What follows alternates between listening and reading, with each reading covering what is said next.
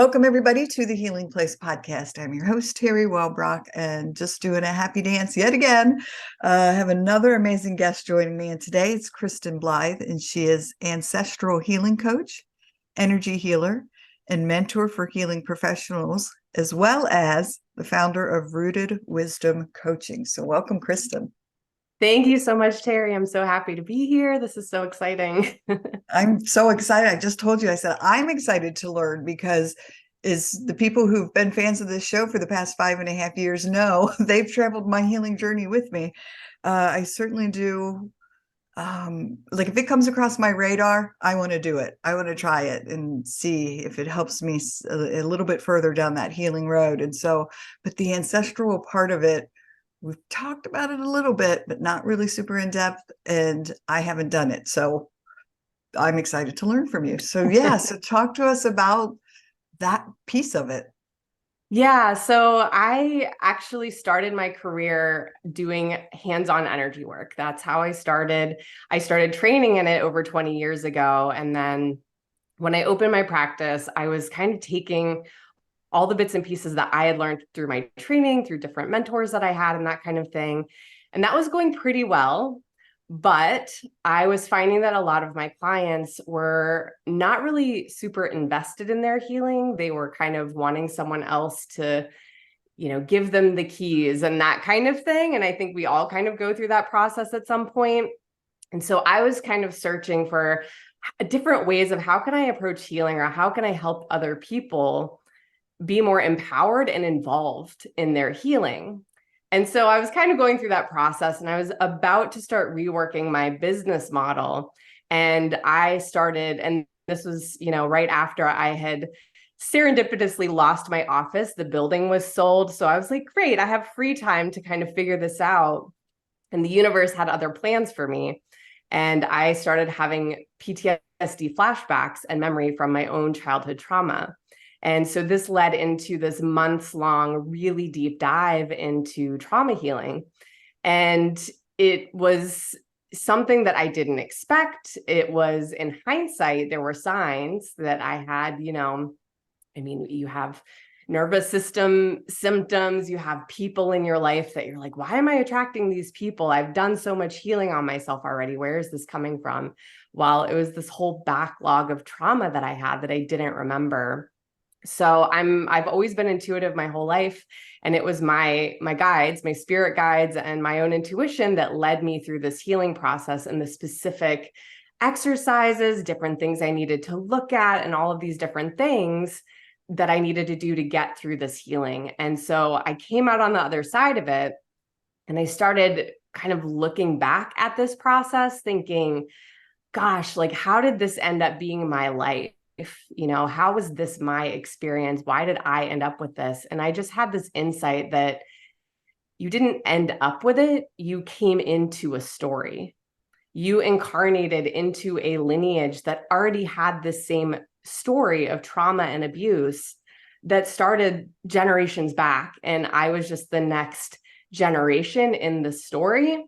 And it was just sort of part of my life path to actually heal these patterns within myself. And so, when I had this aha moment, then my guides were like, great job, you figured it out. And so they started kind of like giving me these downloads and information about ancestral healing and how, when we come into life, we're incarnating with all of these energies that are already set up, that are part of our genetic lineage, and all the different patterns, all the limiting beliefs, all the trauma that have not been healed yet by the people that came before us, as well as our soul traumas and past life experiences, if you believe in that kind of thing, and all of that.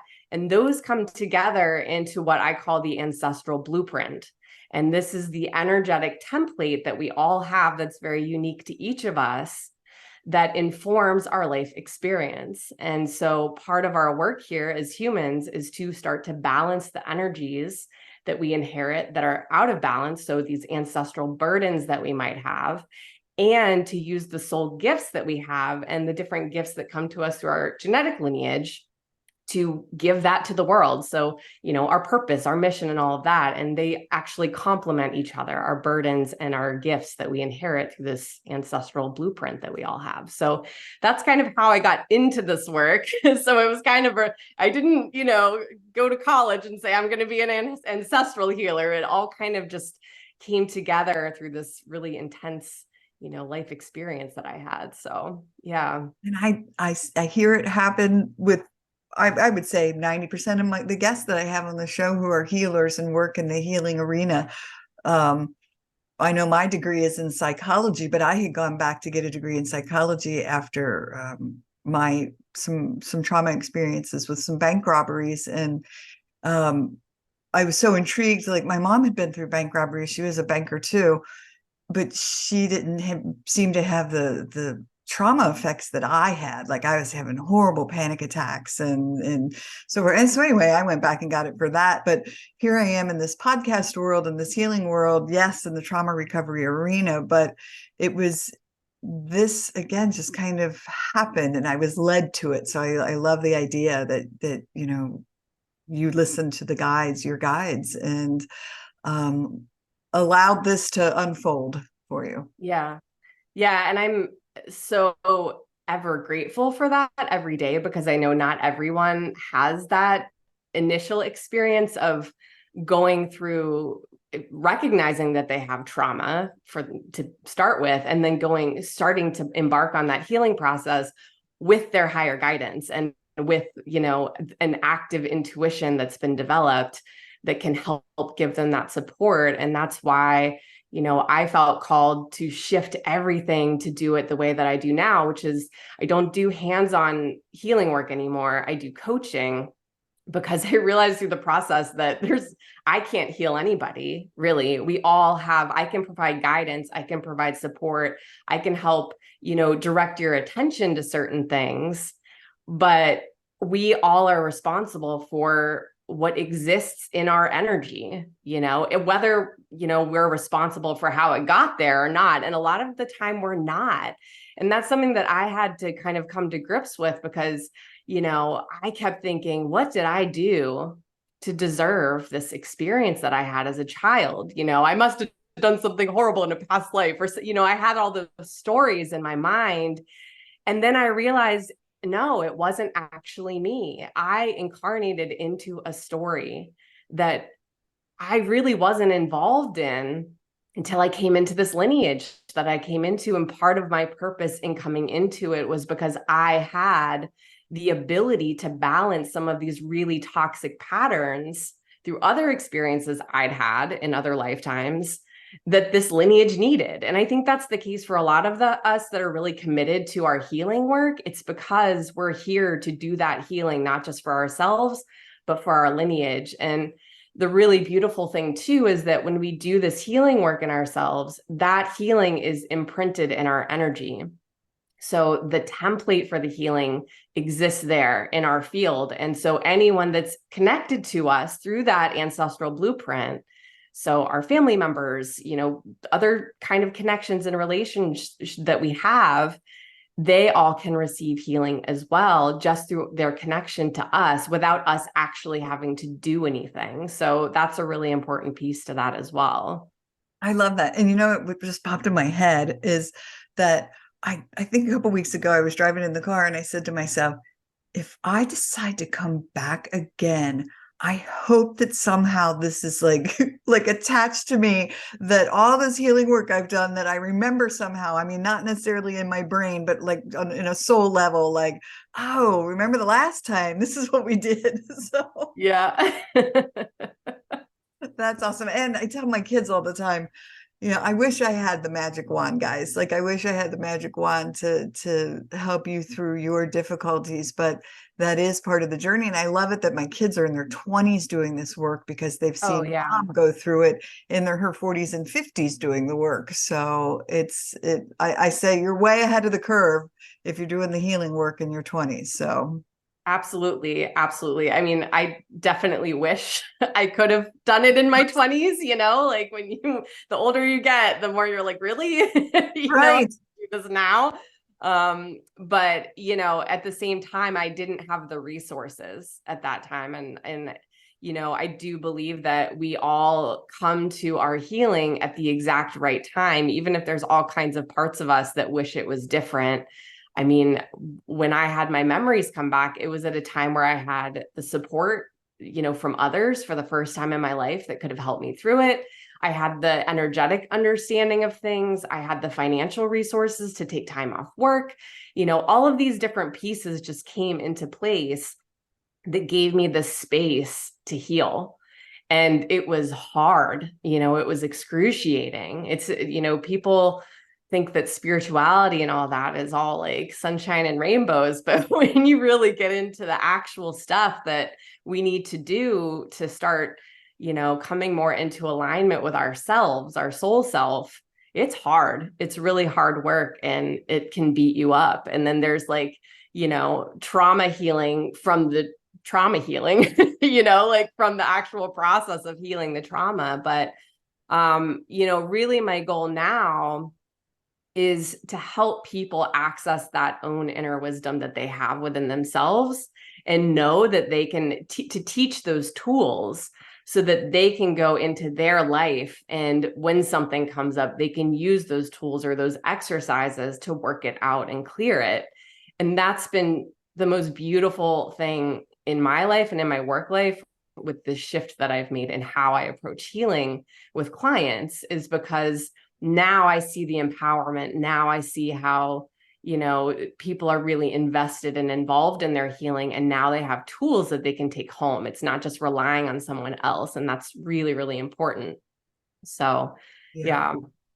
Well, and I tell you, I agree wholeheartedly with everything you say, because I've said forever now that you have to go into the darkness to get to the light. Like, you have to go back and work through it. And it is so very hard, but wow, is it worth it when you get to the other side and you're like, one, you're empowered.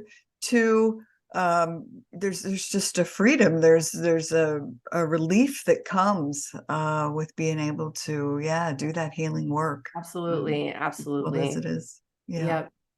Yeah. Yeah.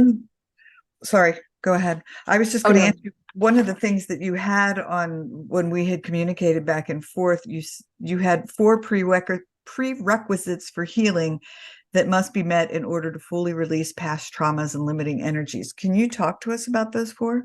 Sure, absolutely. Yeah. So this is, I did a lot of different exercises to release trauma and to work through limiting beliefs and things. And I found that the way that I was guided, there was always this formula that had to be met, regardless of what the exercise was, regardless of what the energy was that needed to be released, or whatever it was. It didn't matter. There was always this formula.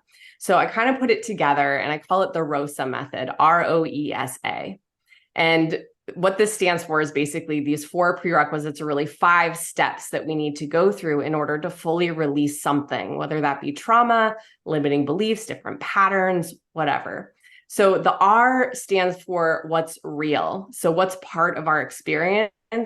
And that seems really obvious that, you got to know what exists before you can actually do something about it. But a lot of what's part of our experience is unconscious or in our subconscious. And so we have to kind of do some digging sometimes to recognize that there's a pattern here, or to recognize that, oh, this isn't something I have to live with. There's a different way. This isn't just how everybody experiences things, so we have to come to these realizations first of what's real for us, what's part of our experience.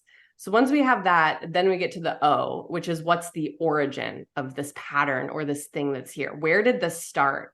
And this is where we get into ancestral stuff, because sometimes it's from our own life and our own experiences, but sometimes our own life experiences didn't start with us. Sometimes we have trauma. Sometimes we're imparted with different beliefs about ourselves, self-esteem issues, whatever it might be, because of conditioning that our parents had, or their parents had, or all the way back, or different experiences that our ancestors had that led to certain patterns being passed down to us.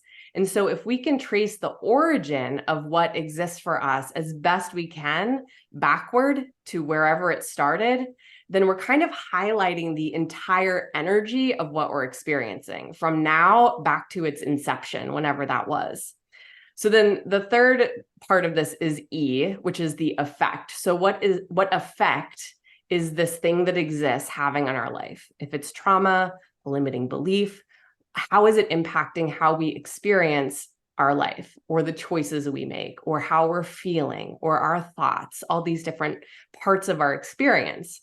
So when you can recognize how it's impacting your life, how it's affecting you, then you can get to the next step, which is the S, shift. How do you want to shift it?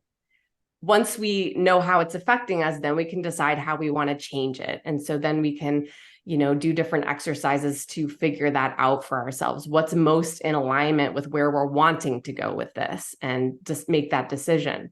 And so then the last part of this process is authorize, or give permission. So that's where we get into integrating spirit into this. We give permission to our body, to our higher self, to our higher power, whatever that might be, quantum particles, it doesn't matter. It's just something bigger than yourself, your 3D consciousness here.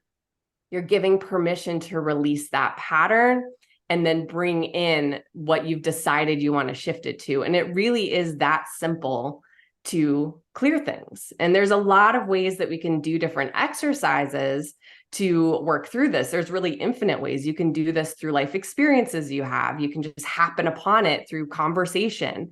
You can do it through journaling exercises. You can do it through meditation. You can do it through intuitive work. You can do it with a therapist. There's infinite ways we can happen across these 5 different steps. But when we meet those prerequisites, we achieve healing. And then how we really anchor that into our experience is we take an action, or we have an experience through these new templates or these new energies that we create for ourselves. And so that's what really allows us to permanently embody that shift that we're desiring to make, is to live through it. So that's kind of how this got put together. And then all of the things that I do, whether it be meditations I offer and client sessions, just all the things are really based on these prerequisites. And that's the foundation of kind of everything that I do. So.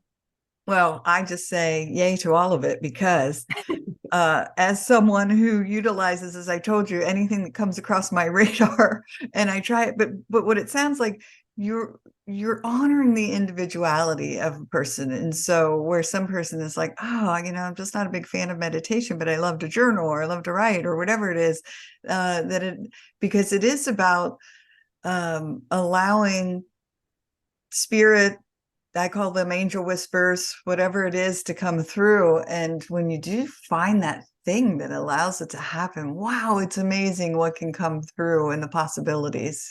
Absolutely. And I think it's really interesting with ancestral healing specifically, especially in the West.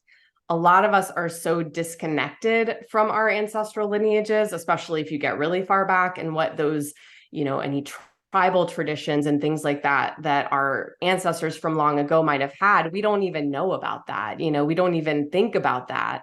And so that kind of limits us. And then we don't know how to access a way to clear these different energies that we've inherited through our ancestral lineage, because we've also divorced ourselves from the different rituals and things like that are meant to help heal these things that get passed down. So I wanted to really present this kind of healing work in a way that was accessible to anybody, regardless of what their background was, and that was applicable to anyone, so that they could take it and integrate it into their own spiritual practice, or if they are connected to their ancestral tradition, to just bring these steps into what they're already doing, so that they're honoring themselves and their lineage, and not feeling like they're adopting something that doesn't resonate with them, or is not part of their culture and feels kind of awkward, or whatever it might be. And I think a lot of times ancestral healing is taught through the lens of a specific indigenous culture. And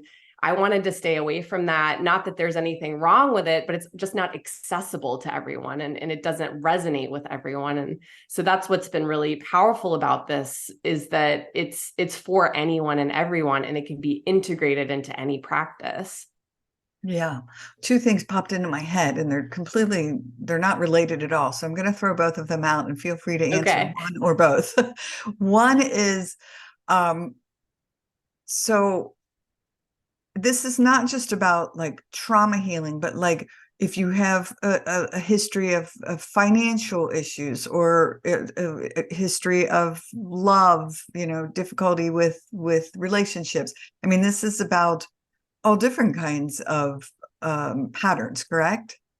Yeah, I would say yes. And also, from my experience, and I define trauma differently than, I define trauma from an energy perspective and not how a medical professional or a psychologist would define it.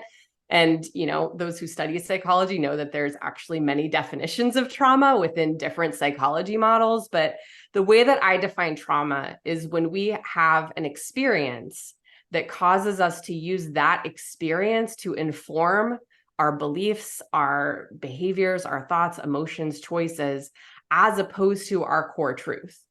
So when we start informing ourselves or using that experience, there's this internal fracturing that occurs.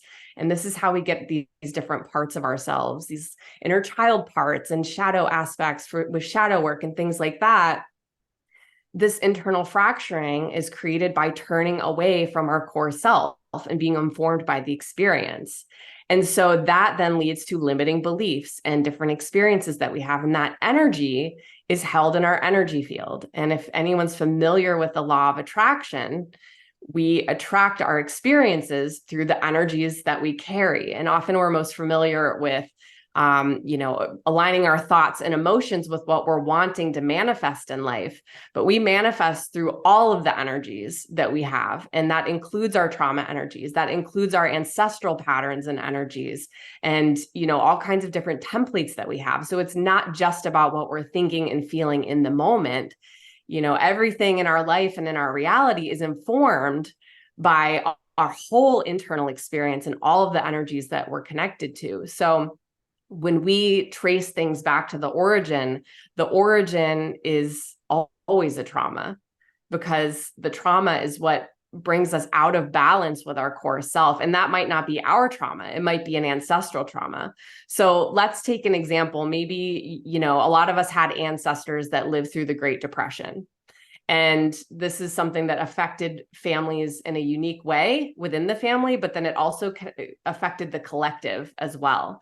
So everybody had a challenging time with it, but just in different ways. And, maybe now there's a person who has a difficult time getting rid of things, that they hoard things, they can't get rid of old stuff and they don't know why. And, it's not bringing them joy, but they just don't feel like they can get rid of it. And they start tracing it back and they realize that they've been getting this programming their whole life from their mother, who's maybe her father experienced the Great Depression as a boy. And they've heard this programming of, oh, well, you never know when you might need it. You shouldn't get rid of it. You never know when you might need it. And come to find out 2 generations back, your grandfather, his father scrounged through the house and found different things that they had and traded those for food and, to have a place to live and these things to meet the family's needs. So this trauma of going through this very, scarce time in our human experience created these patterns and imprints because of that trauma. And so if, we might be still having this experience, but we don't know why, because you haven't heard the story, and so that's where tracing it back and really looking at, well, where could this have started if it didn't start in my own life? What programming did I get from my parents? What stories have I been told? And, that's how we can have issues with money the same way. A lot of people have challenges with their finances because of things that happened in their ancestors' experiences that they're not fully aware of. And that pattern just keeps repeating. But we can heal it if we can trace it back and identify what those patterns are and why they're there, and then make that choice. And I know it sounds very simple, but it does take work to get to the information, and you have to really look at yourself and tune into your inner wisdom to get to that information. So Yeah. Well, thanks for clarifying that. Hold on, I'm gonna shut my laptop because it was dinging. I forgot it was open. There you go. No, so thanks so much for clarifying that.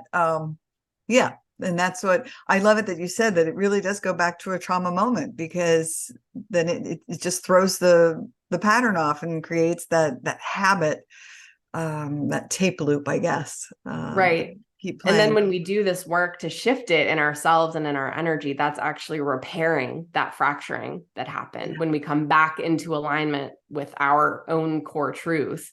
And we no longer are informed by that experience, that the one that's out of balance. So that's where all the healing happens, really. Awesome. Well, the other thing that had popped into my head was, and this is a way left turn or right turn. So, and this may be way out there, but my heritage is German and Irish. Like my grandparents' parents came over on boats, kinds of things. It was they came to America, and so a lot of German and Irish heritage. However, me personally, I've been so drawn lately, and it just almost to a point where it not an obsession, but it's just I just constantly find myself drawn to Native American, like music. I listen to a Pandora station that plays a lot of that music, and the healing rituals, and like there's a tea that came across my radar recently, slippery elm bark. And so I was reading about how Native Americans use that in their healing. And so anyway, it just keeps coming across my radar. And so I thought to myself, I know I don't have any Native American in me. I just don't. I mean, I have this German and Irish history. Could could it be a previous life that I could have been Native American and I pull that in? I mean, is that part of it as well, or is this just strictly like this particular life in what our lineage is, like, our blood? Yeah, absolutely. It's definitely, we have both the genetic lineage and our soul lineage. Okay. And our soul isn't limited by the physical body that we're born into in each life. So, I had countless past lives of mine that I've had to work through healing for traumas that I've had. And they've been scattered all over the world. I've been different types of people, different genders, like all these different things. And when you start to do this work, it really opens yourself up to see yourself as something different than the body that you're in, because you start to recognize I've been all these things, and all of us have been all of these things. And when we start to tap into that, then we can really tap into this ancient wisdom that we all have through whatever lineage, to start to access the things that we need to heal. And, that similar experiences have happened to me as well, where I've just been drawn to certain plants or certain, healing techniques or whatever else that I wasn't familiar with before, but come to me very naturally, or I just have this knowing or understanding. And a lot of that comes from past life wisdom and soul skills that are coming through. And those things are all really important for our ancestral healing as well, because often our soul gifts are what's needed to heal the genetic lineage that we come into, or heal those genetic wounds that we inherit. Yeah, thanks so much for clarifying that, because that makes perfect sense to have both the genetic lineage and then the soul lineage. So yeah, very cool. Wow.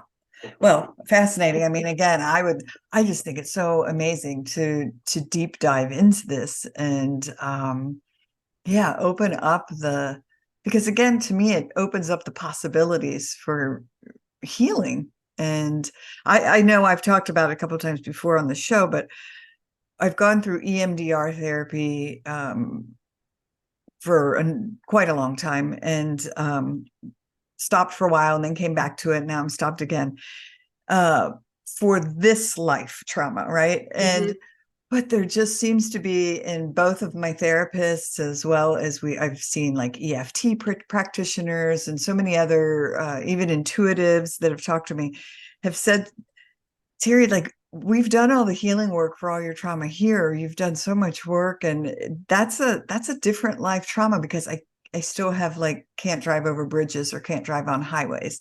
And Mhm. so they say to me, and so I've done just a tad, like a little bit of testing the waters kind of work with it, but really haven't done it, because there's this part of me that's like afraid, oh my gosh, I've been through so much trauma in this life. Do I really want to go and look at trauma from other lives? Like, oh my gosh, it's like, oh. But I also know that if I want to continue to elevate and evolve, that yeah, it's time. Like I've done the healing work here. Yeah, and you get drawn to it when the time is right and when you're ready for it, and when you're actually experiencing it, at least, the way I've done it, there's kind of two ways that you come at it. And you can actually observe it when you're in that meditation from a third party perspective. So you're just sort of like watching it happen. And that is less of a visceral experience. And that's often how it can happen, where you're sort of just watching. And that actually helps us, with back to the ROSA method, helps us trace it to the origin. So we're getting that understanding, or bringing to our conscious awareness, oh, this is what happened. And this is why I have this experience now. So you're meeting those first two steps. And then from there, it's understanding how it's impacting you. So, oh, I can't drive over bridges, and my nervous system gets activated or whatever. How do you want to change it? Well, you want to clear that trauma.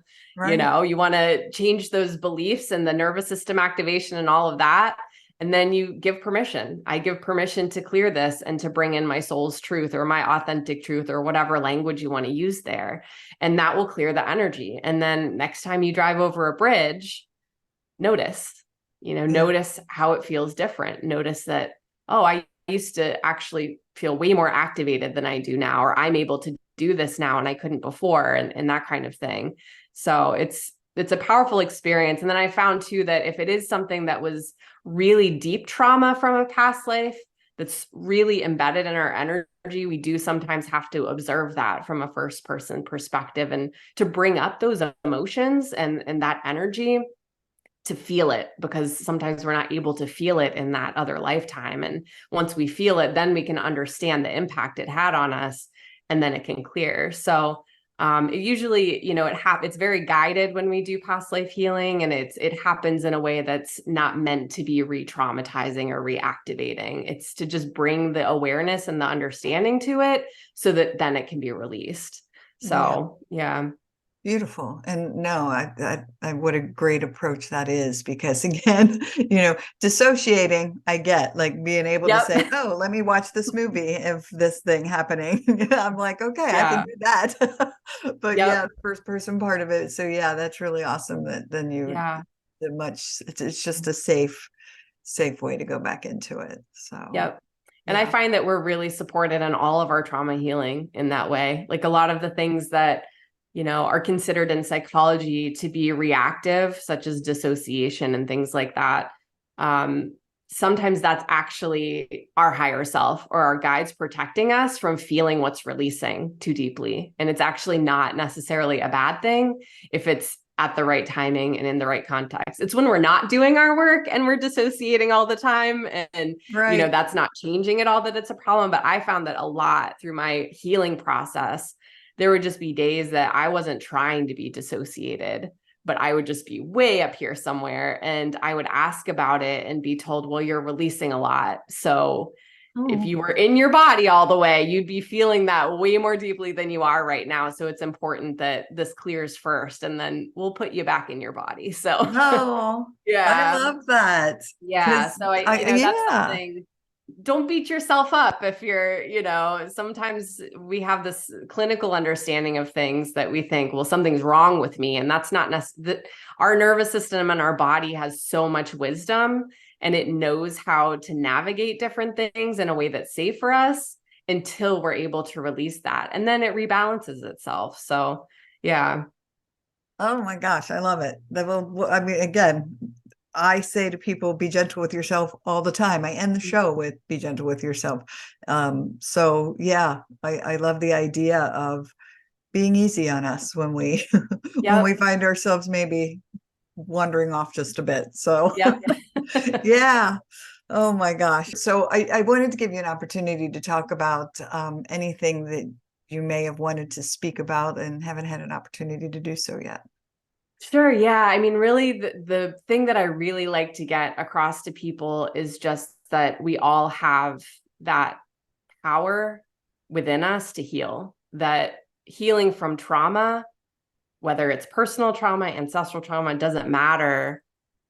We have that within us to heal it. And I don't mean cope with it. I don't mean deal with the symptoms of it. I mean heal it, overcome that, and not have to experience that triggering and that activation and, that nervous system dysregulation and all of that. And it takes a lot of work, but you can do it and it's possible. And that's a really important thing, because I think a lot of people lose hope. And I hear a lot, because I have taken a lot of coursework on trauma healing and that kind of thing, which is more of a psychological model. And I'm always waiting for the punchline. Like I hear about, this is how the nervous system works, and this is how we do this, and this is how we approach that. And then I'm always waiting for the resolution of it, of where do we get to the actual healing. And from that understanding, they don't know. There's not an answer to it. It's I don't know. Sometimes people heal and sometimes people don't. And it's because there's that missing piece of spirit and that inner guidance that comes from our soul wisdom, our own inner guidance system, our body, that body wisdom that we have. And that's so divorced from our mind that you can't heal if you're just addressing the mind, because this stuff isn't happening in your mind. Your mind is reacting to what's already present in your energy and in your body. So you have to address it from that perspective first. And then the mind falls into place. The mind tags along after the fact, after the healing occurs there.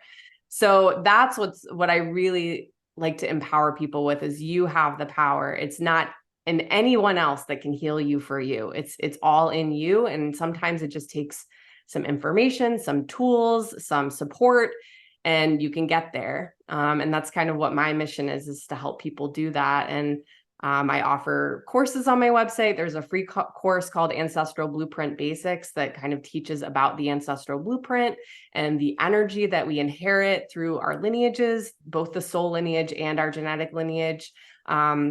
I also do one-on-one coaching. I have meditations. If anyone's a member of Insight Timer, it's a meditation app. I have meditations on there and things like that. So I try to, help people one-on-one that are able to. And I also try to offer a lot of free stuff that people can access to start this process. So Wonderful. Well, my newsletter is Hope for Healing. So when you said the hope part of it, and I 100% agree with you that healing is possible, and for all of us. Yep. And no matter what we've been through. So it's very true. And I'm the poster child for for going from very extreme trauma to balancing that out. And of course, I still have healing to do, as we all do, but it's, I've lived it. So I know what it's like to experience the trauma and be reactivated by it, and to work through that healing process and benefit from that healing process. So yeah, it's really important work. Yes. Well, I thank you for sharing your beautiful work with others and being here with me today to share it with my audience. So thank you. Oh, you're so welcome. All right. Well, everyone, what is your website? Yeah, my website is rootedwisdomcoaching.com. Okay. Awesome. All right. I'll put it in show notes too with a link, everybody, so you can click on it there and go get that free gift. So, all right. Well, thanks for joining us today on the Healing Place podcast. And remember, until next time, be gentle with yourself. Thanks. Bye-bye. Hey, everybody. Teri Wellbrock again. Just wanted to thank you for listening to the episode today and remind you to visit my website as well, teriwellbrock.com. You can sign up for my monthly Hope for Healing newsletter, which is also jam-packed with information and strategies and blog pieces and guest blog pieces and links to shows. Thanks for, again, being here and being a part of this healing space. I very much appreciate you. All right. Bye-bye.